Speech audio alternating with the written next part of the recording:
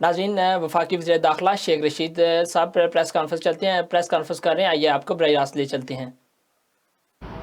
2 police वाले अब और 2 लाहौर में, 4 पुलिस वाले शहीद हो गए और 80 से ज्यादा पुलिस वालों को गोलियां लगी हैं, जख्मी हैं, जिसमें 6 से 8 की हालत क्रिटिकल है। ये एक ऐसा मरहला है जो सारे कौम को ज़हन नशीन होना चाहिए कि जब मुल्क की अमन व अमान की फोर्स पर गोली चलाई जाती है और एक ऐसी फोर्स पे गोली चलाई जाती है जिसके पास लाठियां और टीयर गैस के अलावा कुछ नहीं है, तो ऐसे आलम में फिर ये फैसला किया गया।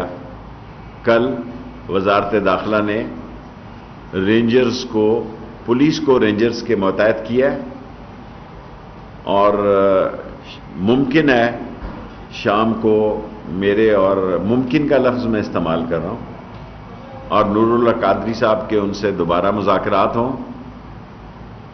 हमने जो उनसे मुज़ाकरात किए थे, जो दस्तखत किए थे, हम उस पर कायम हैं, लेकिन जो उन्होंने हमसे वादा किया था कि वो जीटी रोड खोल देंगे और अपने मरकज़ को वापस जाएंगे, जिसका हम अभी तक इंतज़ार कर रहे हैं। अभी तक कोई मसला किसी नतीजे पर नहीं पहुंचा। अगर शाम को, अगर मैं कह रहा हूं, अगर शाम को हमारे फिर इन लोगों से मुज़ाकरात होते हैं, वो किसी नतीजे पे पहुंचते हैं या नहीं पहुंचते, तो आपको सूरत हाल से आगाह किया जाएगा। लेकिन प्राइम मिनिस्टर शायद कल खिताब करें कौम से या परसों करें, ये उनकी सवाबदीद है कि किस वक्त कल करते हैं, या शायद कल ही करें या परसों करें। और वो सारी सूरत हाल, क्योंकि वो बेहतर तौर पर सारी सूरत हाल का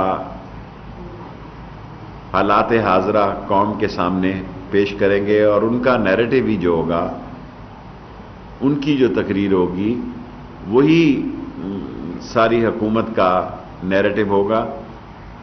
और इसमें मेरे साथ बड़े सीनियर तावन मेरा मजहबी उमूर के वज़ीर नूरुल्लाह कादरी साहब कर रहे हैं, और फुआद चौधरी साहब मीडिया हैंडलिंग के इंचार्ज हैं। अब कोई सवाल है तो आप बता रहे हैं कि पाकिस्तान और न्यूजीलैंड के दरमियान जब सीरीज थी, न्यूजीलैंड का जो मामला था, सवाल रखा, जो ईमेल थी वो आपने एक दिन में निकाली थी, लेकिन अभी भी ईमेल निकाली हैं। खैर मेरे बस टाइम देखें ना, हमने 38 लोगों से। जी नाज़रीन, वफाकी वज़ीर दाखिला शेख रशीद साहब प्रेस कॉन्फ्रेंस कर रहे थे।